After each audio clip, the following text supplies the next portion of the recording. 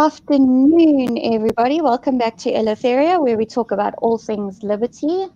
And this afternoon, we're talking about prepping for the zombie apocalypse. And that's literally what Paul sent in the email, is prepping for the zombie apocalypse. So my guest is Paul Hart. He is a farmer and a grumpy old prepper. And he's always active in the comments, teasing me lots, and I love it. And now he gets to tease me face to face on how unprepared I am. So, Paul, why do you think we need to prep? What we don't need to do is all build nuclear shelters in our back gardens, which is the extreme sort of how people perceive preppers to be. You probably also don't need to have 500 kilograms of rice and noodles in your garage. But what you do need to do is be realistic. We're probably facing a debt crisis within 5 years. And a debt crisis basically translates to the state not being able to pay its debt, never mind pay its bloated civil service. And as that happens, things that we're used to will start no longer being, we won't be able to take them for granted. And on top of that, I mean, we're already in a dire economic straits, and things are only going to get worse, a lot worse, before they get better. And it's better to be prepared, or immigrate. You know, if you're immigrating, great for you. Get your money out now before it's worth nothing. If you're staying, then be prepared for living in a different reality. And it's you're not going to wake up tomorrow morning and the apocalypse is here, but it will be a gradual thing as the state becomes more and more bankrupt. And it doesn't really matter if we have a new government tomorrow. The writing's on the wall. We've loaned too much money. We've got a civil service that takes 50% of every tax rand that we pay. It's just, that the country isn't economically viable anymore. And so we are going to sort of go on a downward trajectory. Not that it's all doom and gloom. We'll probably, once we hit rock bottom, we'll be able to climb out of it again. But South Africa has to a large extent got first world infrastructure in a third world country. We need to get used to the fact that infrastructure that we now have is going to become very much third world country over time. So things that we take, we don't take electricity for granted, but there are many countries in Africa that only have 4 hours electricity a day. We need to start reimagining our lives and how we're going to exist with only 4 hours of electricity a day, with a sewerage system that's probably not going to work, with intermittent water supply, with fuel shortages, with food shortages, and with medicine shortages. On top of all of this, as people become hungrier and jobs become fewer, we will see more and more unrest, and going out is going to become more dangerous. The possibility of getting caught in a violent protest is there. So the first thing, Beth, for anybody on their list of things to do is buy a gun. Yes, a legal gun. A legal gun, but buy a legal firearm and start tomorrow.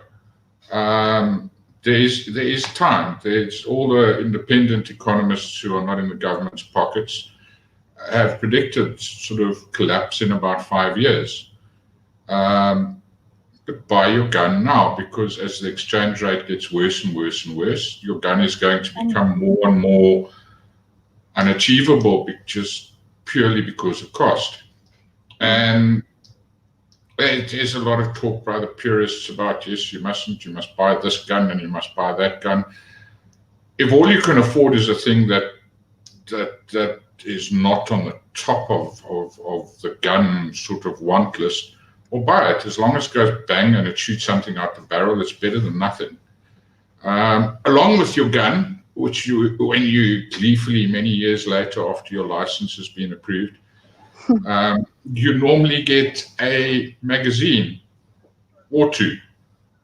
But legally, if you're just a normal gun owner, not a dedicated sort of gun owner, you're allowed 200 rounds of ammo. So when you buy your gun, buy enough magazines for your gun to load 200 rounds worth of ammo. Ammo is no good to you in a box. Can I just qualify that quickly? It is 200 rounds per license. Per caliber, yeah. Yes, okay. Per license. Okay. So, I mean, most people will go and buy a 9mm. Well, if your 9mm magazine takes 10 rounds, well, then you need 20 magazines. But have the magazines to load all your legal quota of ammo in. And then with the whole prepping sort of fraternity, there's lots of talk of bug out bags, where you have this bag standing at the door so you're ready to go. And there's this weird concept that when shit really hits the fan, you'll grab your bug out bag and you'll head off into the wilderness and survive like Bear Grylls eating lizards and snakes. We've even got a huge complement of people in this country who belong to a certain group who have their 4x4 trailers loaded and ready with their provisions to go to some godforsaken corner of the Karoo where they will wait out the apocalypse. Bugging out is a really, really bad option unless it's really your last resort. First of all, it doesn't matter how many 4x4 trailers you have, you can't carry enough provisions to last yourselves indefinitely. Yes. People who bug out to the middle of the Karoo are probably going to die there of starvation, hunger, and exposure. It's freezing cold at night, it's boiling hot during the day, and there is no super spa to go and buy more noodles or rice. Or water. So bugging out, not really a great idea. But what you can do now is, first of all, your community. If you live in a street where you're the odd one out, either because of your political leanings or your race or your sexual orientation, when things get bad, you don't want to be the odd one out. So kind of move into a street where everybody is more or less like you, or at least they think you're like them. Or try and find common ground with the people that you find yourself around now. Now's the time to get to know your neighbor. Because with sort of economic collapse and unrest and a huge increase in crime, you can't go it alone. Even if you are sort of a mini Rambo, you need community around you. And you also need to put yourself in a position where you can, in the longer term, add value to that community. So if you're the guy with or the girl with the gun, you already have value from a security standpoint.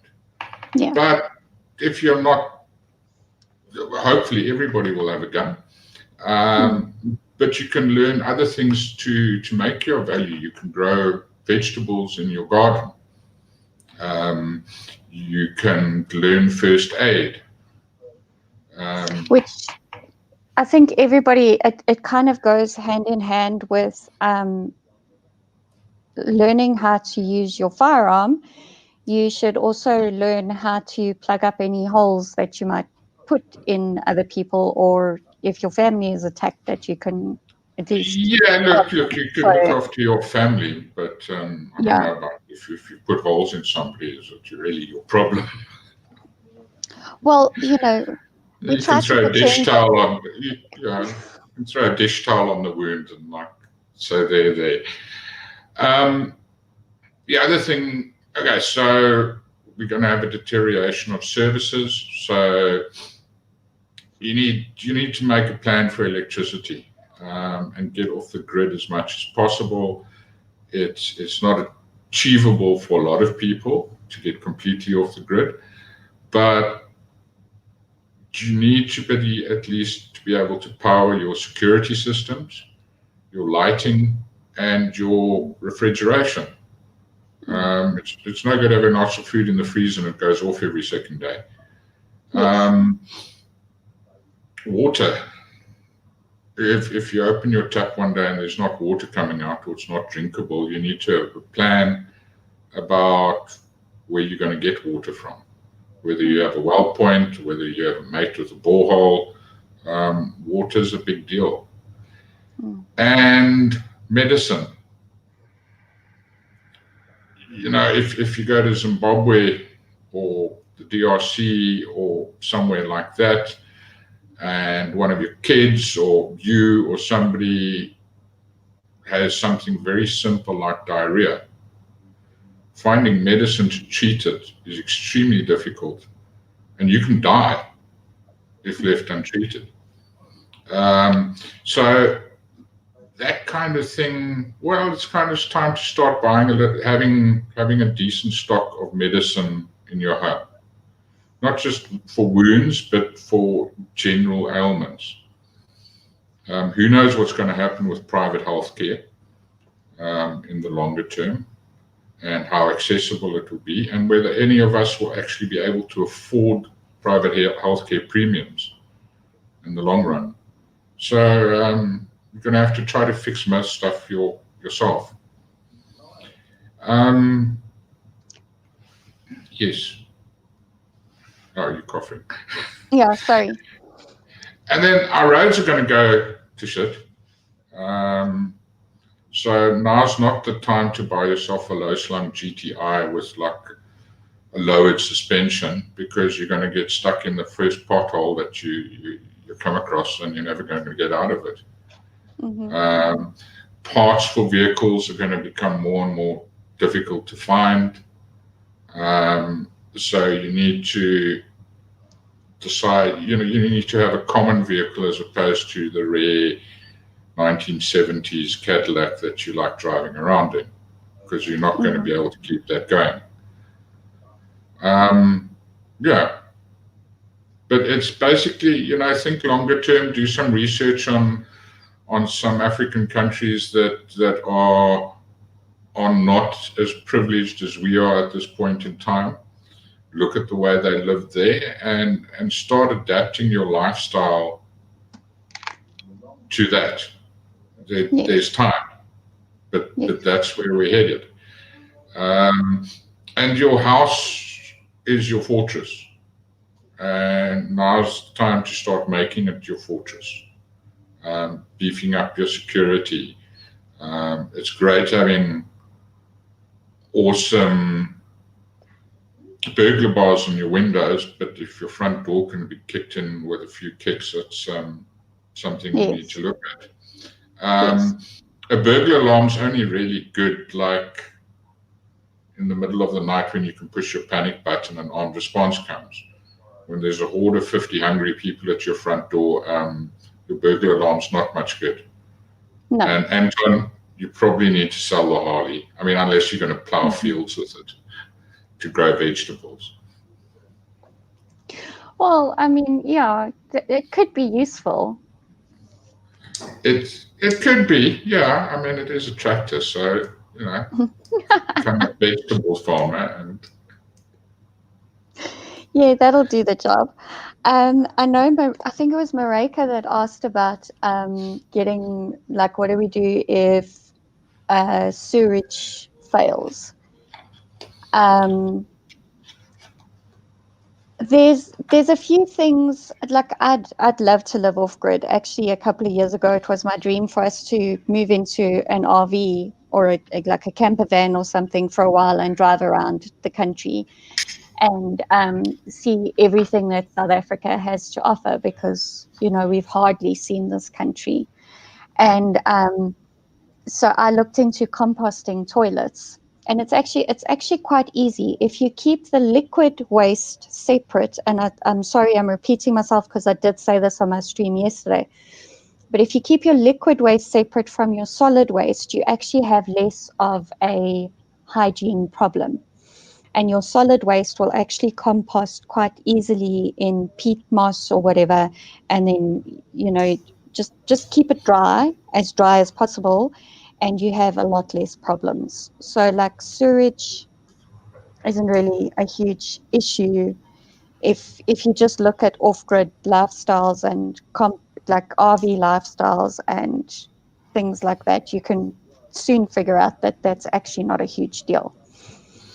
Yeah, you can also have a septic tank with a French drain, Yes, which that as is well. relatively low maintenance, Yes. and that solves your problem. Mm-hmm. And in terms of electricity, what would you say is like the best way to?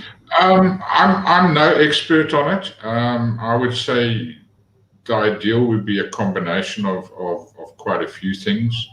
A little bit of solar, a little bit of generator power, and possibly a little bit of wind power. One thing to keep in mind with solar power is it's sold to you as your final solution, and there's this huge price tag, which over 10 years you'll get all the money back. But in 10 years' time, you're going to need to start replacing batteries and panels. Yeah. Generators, as long as you can get your hands and store enough fuel to run your generators. So generally a combo of all of the above is a good option. And look, we to a large extent, you don't need electricity 24/7. No.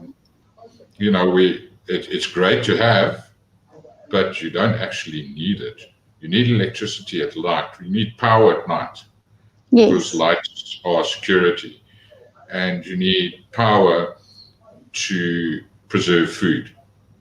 But you don't really need power for YouTube and Netflix. It's great to have, but you don't need it. Well, yeah, you can probably generate enough power if the internet is working, should everything hit the fan. But you could probably generate enough power to watch YouTube videos and stuff like that just by solar or something,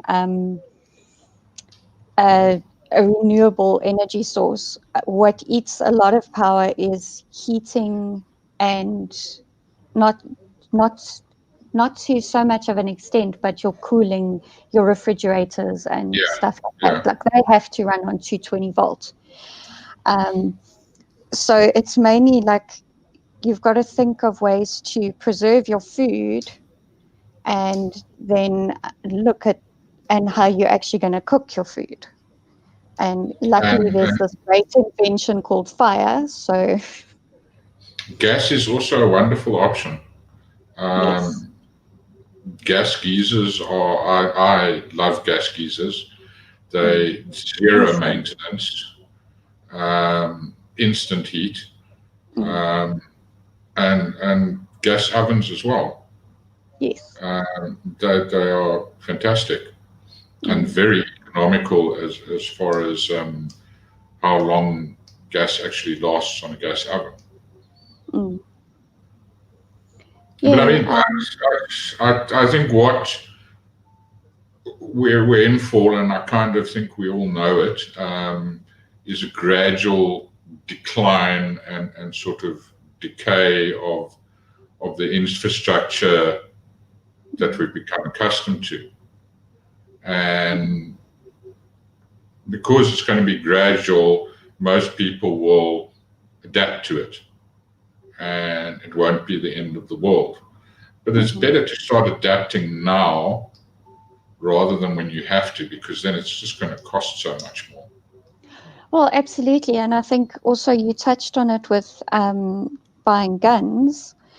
The exchange rate is going to consistently work against us. Yes. So I think we need to look at ways that we can rather start doing it now within our means than have to do it in a mad rush when everybody else is doing it. So there's that. And then also I think people need to start looking at different ways of preparing and preserving their food. Like maybe look up how to pickle things and how to like any jarring arts, they call it an art now, to jar stuff, Meantime, our grandparents did it because they had to. Yeah. So, but I mean, in the whole equation, and that's why the gun is number one on the list, it is your great equalizer. It puts you in a position of power, and it gives you a fighting chance. In most situations where you would want to use it, and the time is now to get armed. There's waiting till next year is too late. And I think also with how long it is taking for licenses to be processed, and just start the process. Don't think, it'll go quicker next year. No, just start the process. Just start it now. We've got the amnesty going on now, which is going to cause a huge bottleneck. But whether you start it now or you start it after the amnesty, there's always going to be a bottleneck. I mean, we have our vehicle licensing system slowly collapsing because they were barely clinging on before lockdown, and now all of a sudden they have to deal with a 2-month backlog, and they can't, and it's all falling to pieces. It's they keep on giving. I think there's an extension now till the end of the year or till January, but they won't have caught up by then because they're working skeleton staff now. And that's basically how the whole civil service is going to go.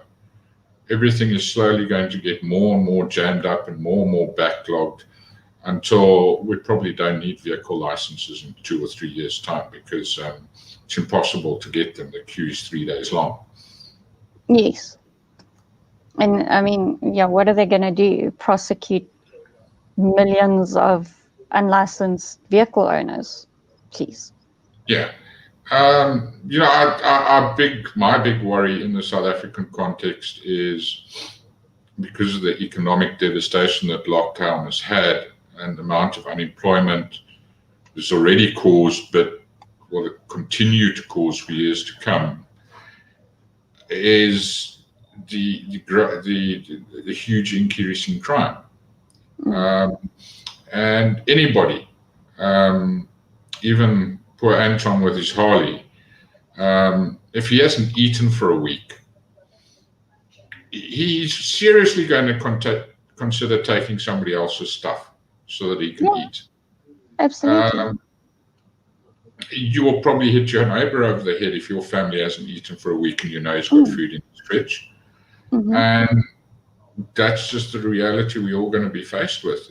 People that have stuff are going to have to continuously guard against people that don't have anything wanting to take it away.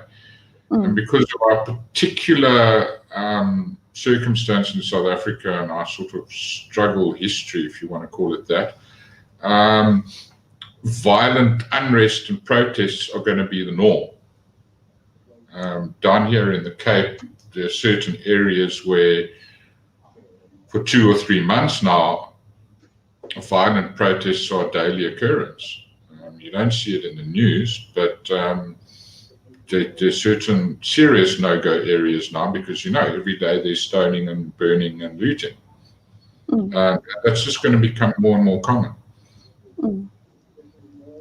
And so for people that sort of work in the city and have to commute home, you're going to have to think your big challenge will be, well, how do you get home from work and how do you get to work? What roads are safe to use? I mean, there's some countries that I've been to in Africa where nobody drives at night. Even if you're in an armed convoy, you do not drive at night. They just it's soon as the sun goes down, there's no driving. There's no being outside. And whether we'll go to that extreme, who knows? Possibly. But better to be forewarned. Yeah, hope for the best, but prepare for the worst. Is that how the saying goes? Most definitely. Or hope for peace and prepare for war.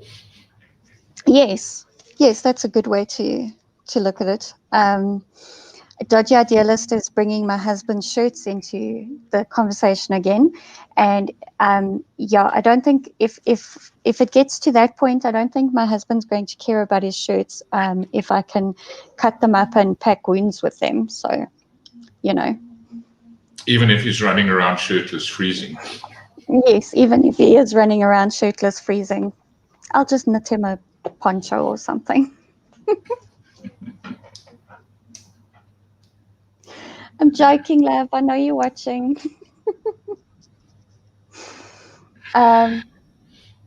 So yeah, it's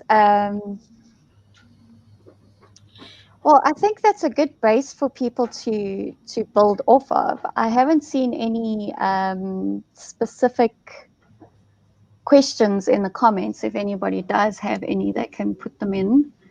I was hoping Anton would be asking in-depth, detailed technical questions, but he's obviously just interested in talking about his Harley. Yeah, or he's going to join the stoners, looters, and burners. Well, I think what is going to happen is next week people are going to watch the stream and think, oh, what a bunch of crackpot nut jobs. Because look, we're at level 2 and we're allowed to buy alcohol again and we can exercise at 9 o'clock at night. And the curfew's now only from 12 to 4 a.m. and all hail Cyril. And there will be, it's happened with every level so far, that there's this huge feeling of relief and gratitude that, oh my goodness, we went to level 4 and we're allowed out of our houses for 3 hours a day. And all hail Cyril. And we're now in level 3.7.2 and we'll go to level 2 and oh, thank you, Cyril, for allowing us to drink alcohol again and smoke. We're so grateful and things are looking better. It doesn't change the fact that our economy is in the toilet. We've borrowed more money as a country than we can ever afford to pay back. Our tax base has been destroyed. And the inevitable economic collapse is going to happen. It's a given. There's no avoiding it anymore. It's going to happen. Okay, technical question from Anton. I probably think maybe Zim dollar would be better than the rand in the longer term. But I'm no financial expert. But yeah, personally, I'm looking at gold while our money is still worth a little bit. That's what the brew asked as well. Would it be pertinent to maybe invest in some silver or gold? I've heard people sort of not be terribly over enthusiastic about silver, but like I say, I'm not an expert on that side of things. So yeah, personally, I'm thinking about gold. The cyber currency stuff is a bit beyond me. but I'll probably have my son look at that because he's like the whiz kid. Yeah, and it's just the idea is just start self-insulating now. Start thinking about the things that you take for granted now, about how will you make a plan and what will you do if you don't have those things anymore, or if those things aren't easily accessible. Because that is gradually going to become more and more common. Yeah, maybe learn how to look after wounds and learn what's good for diarrhea or any like common illness that might you might contract because of bad infrastructure and things like Bad that. water. Yeah. I mean, we're already having sort of areas up country, your neck of the woods, where they go through periods of weeks without water. And it's happening a lot in KZN as well. Yeah, and not having water is a big deal. Water is far more important in your life than food is. Yeah, you can live without food for 40 days, but you can't live without water for longer than 3. Well, I don't know about 40 days. Maybe like 4 hours or so. And then I'll probably eat my neighbor. Okay, well, depending on your constitution, meaning how your body is made up, yes, that depends on how long you can go without food. So anybody who wants to get on Paul's good side, make sure that you've got food. Yeah. And he'll accept we'll eat you.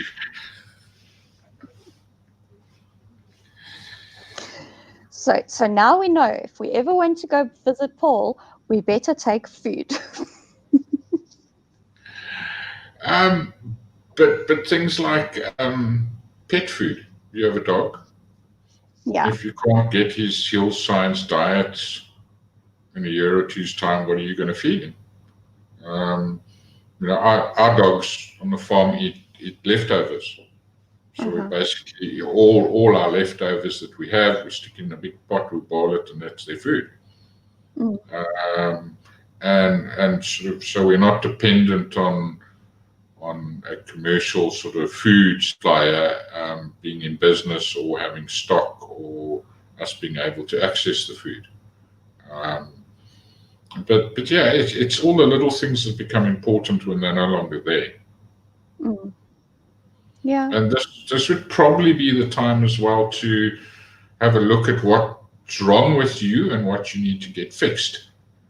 No, anybody. If you have moles that need to be cut off, well, have it done now. There might be a 6-month waiting list in 5 years' time to get it done. Have your teeth fixed. Get your eyes sorted. If you're on chronic meds, who knows if you'll be able to get those chronic meds in 5 years' time. So change your lifestyle so you don't need the meds anymore. But there are a lot of things, strolling into Dis-Chem and getting your normal prescription. Well, that might be a bit difficult if they don't have any stock for 6 months. So there's so many little things that we take for granted every day, and suddenly when they're not there, it's a huge, huge deal. Yeah, that's quite a thing to actually maybe. The first step would be to, every time you do something in your day, think about how that might be if everything falls apart. Most definitely. Just a simple thing like popping to the GP to get your repeat prescription for your cholesterol medicine. Yeah, maybe change the way you eat. Might help. Or watch Germstream with Tim Noakes and decide the cholesterol doesn't matter. Yes. it's totally, yeah, whatever you want to take away from that, just do those, make those small changes. I think possibly if it really does all go to hell, we might end up with healthier people because they won't be able to buy the processed crap that makes them less healthy. So Yeah, look, we're still going to be dependent on a lot of things. It's not everybody that's going to be able to grow their own food and eat their own sheep. Um, you kind of, but you need to realize that getting a loaf of bread is not going to be. I mean, people in Zim queue for 5-6 hours to buy a loaf of bread. So it's kind of the time to maybe learn to make your own bread. you just don't eat bread. Yeah, or just don't eat bread, but you've got to eat something. Oh, there's much better things that you can eat that, yeah, they're much better than bread. Like Yeah, well, I agree with the brew. Like, just eat meat. eat meat, make babies, build the nasi. Okay. And the nasi becomes very, very important. Really, when times get tough, you cannot sort of stick it out on your own. You need a community to be a part of. You need people to have your back, and you need to have other people's backs as well. Yes. And it's thinking that you can run off into the wilderness and just your little clan will survive eating bugs and grubs. It's not real. It's not realistic. It's not gonna work. No.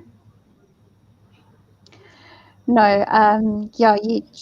You need to have a plan and make sure that your plan includes all the people that you care about.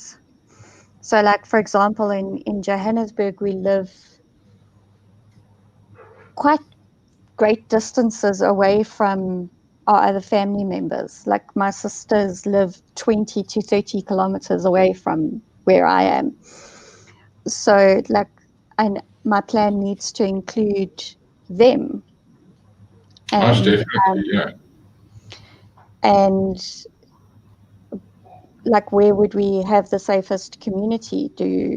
Do we all go to where one of them are, or like what do you do? Yeah, So and where do you have the most workable infrastructure? yes. Um, the as the sort of economic crisis deepens, the government is going to have less and less money to pay the civil servants. Yes. They will continue. The last people who will be earning money will be the security forces, because the security forces are what will help them maintain control. So your police and your army will be the last to end up without pay.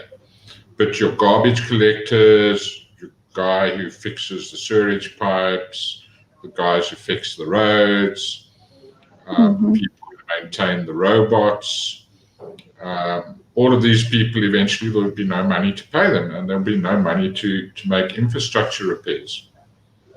And in that context, the wealthier suburbs will have better services because they will be able to afford to pay for them. Yes.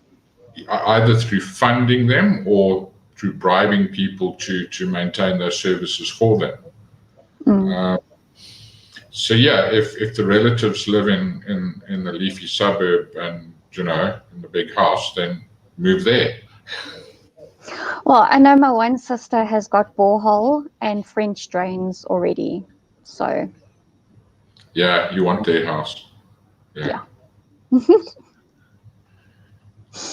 Although they rent, so there might be a problem. that could possibly be a problem, yeah. But yeah, it's something to consider. Like, I'll be honest with you, with load shedding all of a sudden being reinstated just at the drop of a pin this this morning.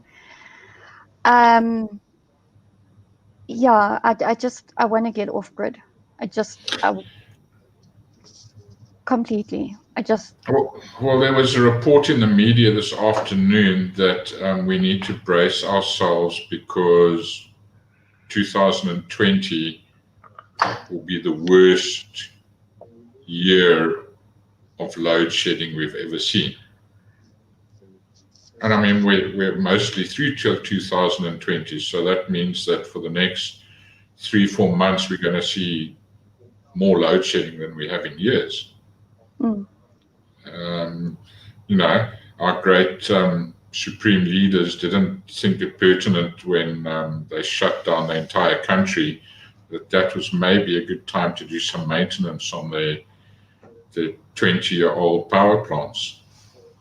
But I thought they said that they were going to do it. Obviously, they didn't. No, they didn't, because they did some like mediocre maintenance, with a hammer probably and a big spanner. But they hadn't actually thought far enough ahead to order parts to do real maintenance. And so they just put band-aids on gaping wounds in the sort of power generating structures and never really fixed anything. Yeah, I see Chris White joined us. He says the zombie apocalypse is never as far off as we assume. So. Well, the zombie apocalypse happened a while ago. It happened when people started walking around clutching these devices in their hands, furiously typing with their thumbs and not looking where they're going. Yes, my kids watch a YouTube channel that says that as well. The dad always says to the kids, like, don't be a zombie. Like, pay attention to your surroundings. Look at these zombies. Well, I mean, if I wanted to turn to a life of crime, good Lord, I'd just go to a mall because everybody's fixated on their cell phones and there's no idea what's going on around them. Yes, I know. It's like some kind of breathing apparatus. If it's not clutched in your hand, you can't take in oxygen. Oh, I went to the mall the other day. I was teaching my daughter to drive in the parking lot. But my husband needed something, so I had to pop into the actual mall.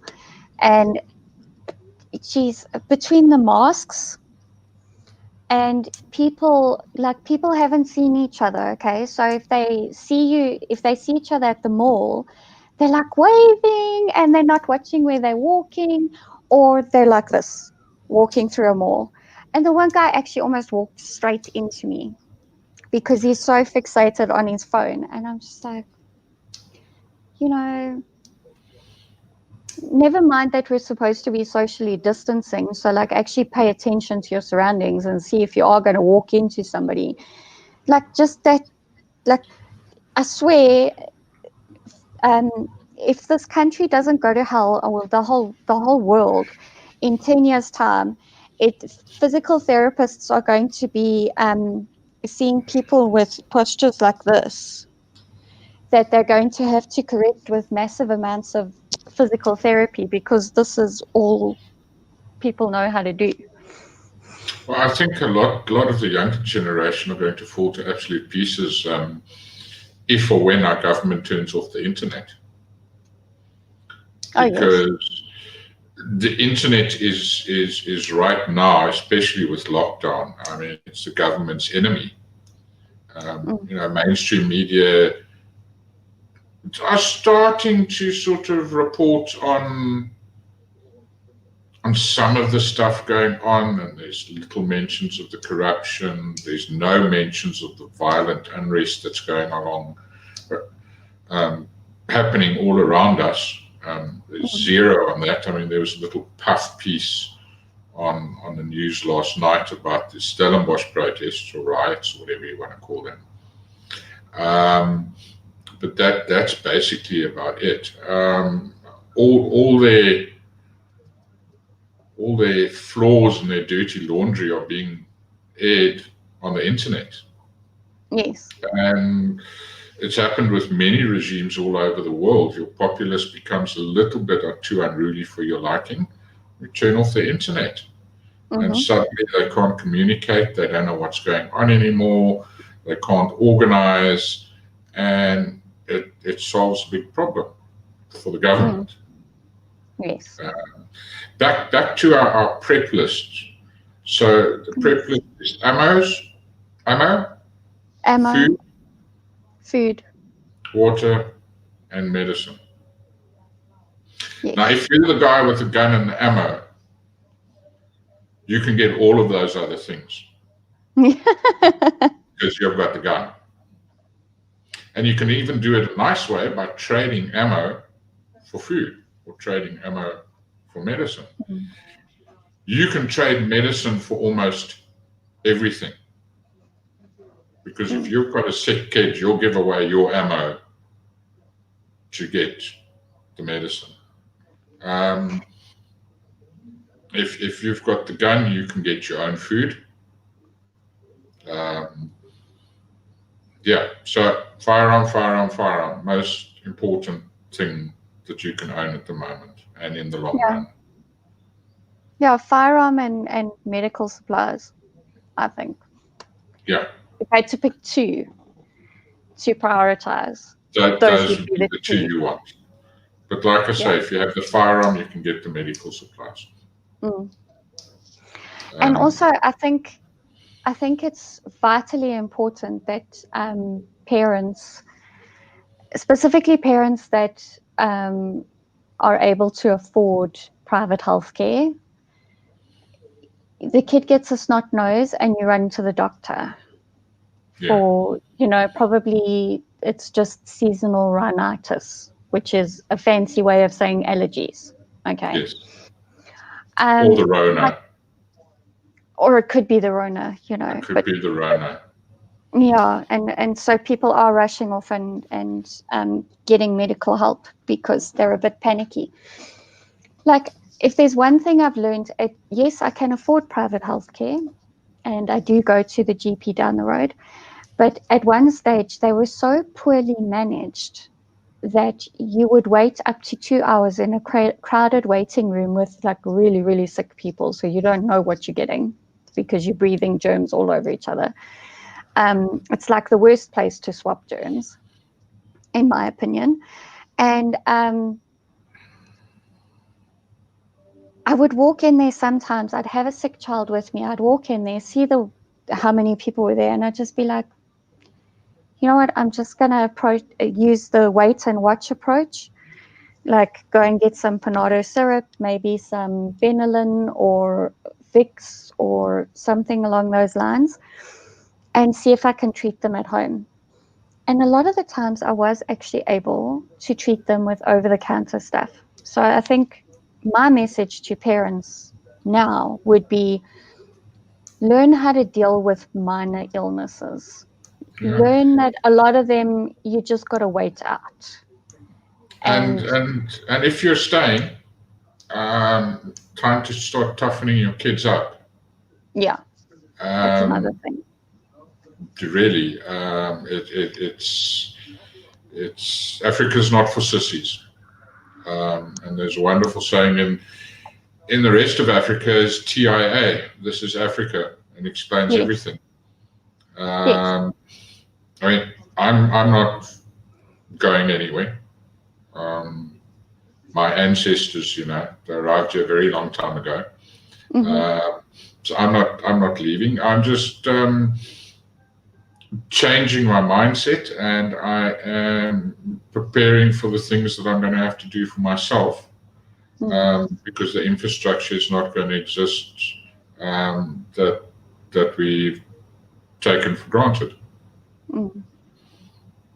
But like I say, the world will all be a better place next week, because we will probably be level 2, and it will be unicorns and rainbows and all happy. Yes. But still go out and buy your gun and get your ammo and get your magazines fully loaded. Yes. I think after you've had that celebratory beer, because the bottle stores were allowed to reopen, then get your ass to your local shooting range and start your process for getting competent.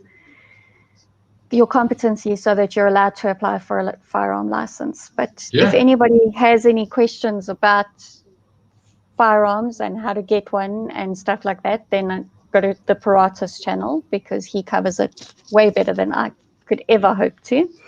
Yeah, and the whole license thing is like a daunting administrative sort of scary thing, but it's actually not. Anybody can get the competency. Anybody. It's easy. There's even pictures in the test. There's a guy holding an AK and a bottle of like whiskey in his one hand, and the question is, what's wrong with this picture? Yeah, it's not difficult. No. All that it requires, once you've gone through the process, you've paid the deposit on the gun, and you've sent your hundreds of pages of sort of meaningless paperwork into the police station, is patience. Just sit back and wait and forget about it. One day it will come through. And the brew, yes, that is Uncle Paul on bikes behind me. Okay, he made a typo, so I was like, what? And Michael Hart says we should all band together and make Paul our warlord chieftain. So, war's a really, really terrible thing. I mean, I was watching video of the people who came to basically burn down Stellenbosch. They claim to have walked all the way from Josie to Stellenbosch during lockdown. Looking at some of the people that were making these claims, there is no ways they walked like more than 5 minutes. But they were making these outlandish statements, and all of them were sort of in their 20s, that they're the guerrilla sort of army and they're ready for war and blah, blah, blah, blah. Really, having been there, nobody wants to go to war.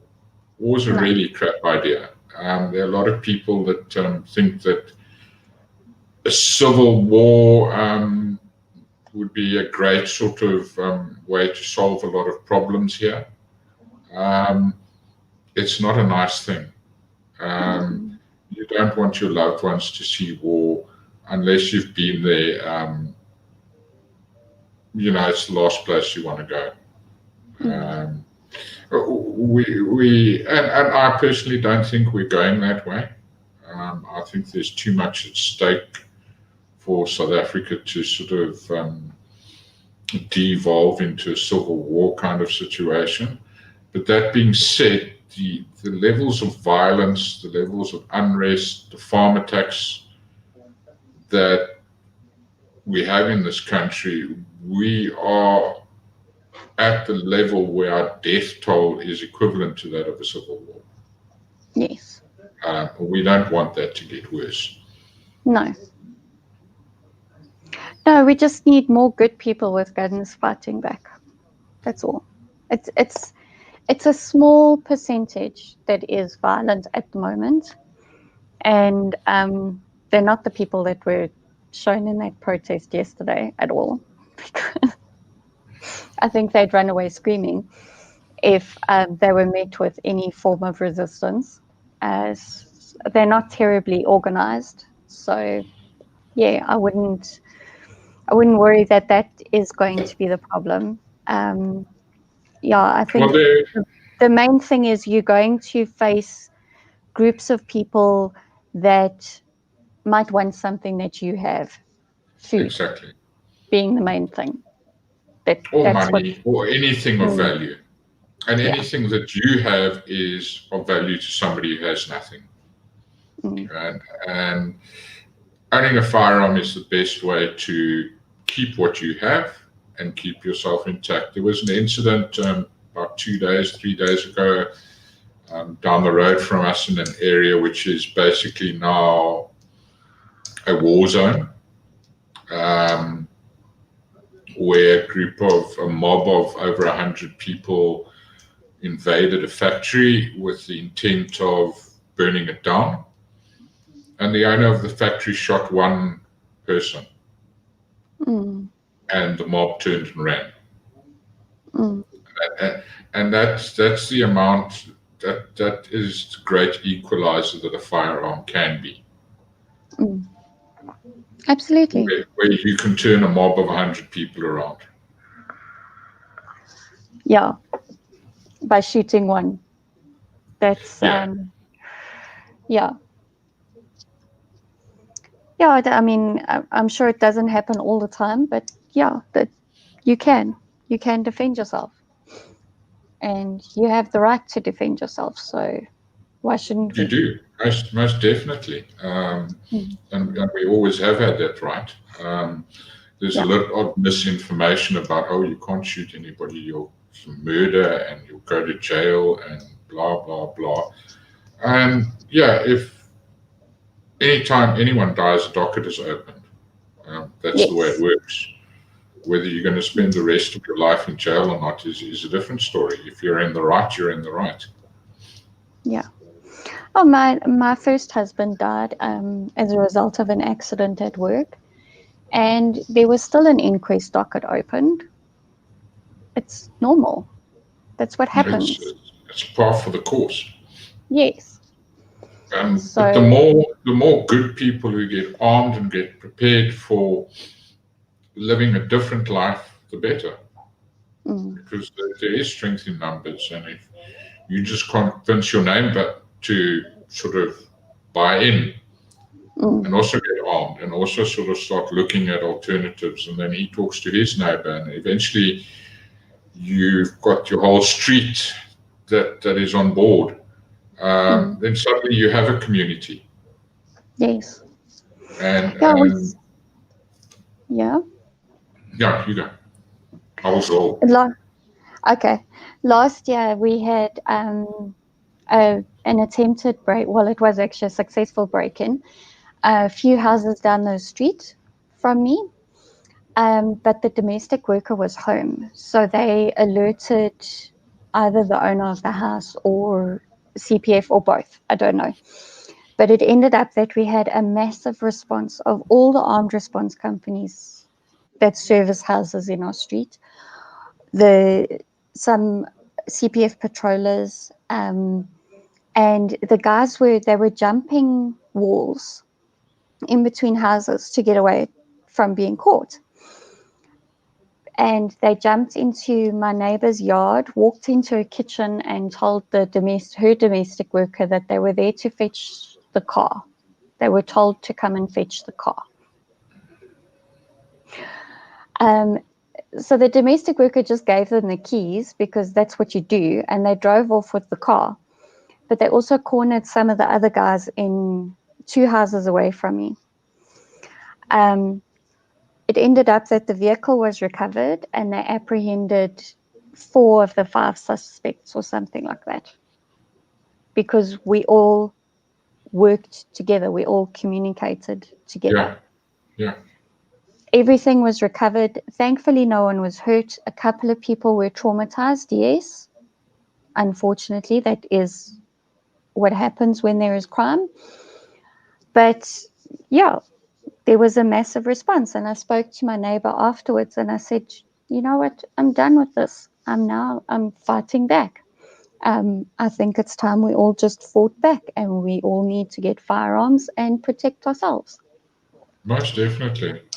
And she's like, yeah, I think I'd rather do that than move.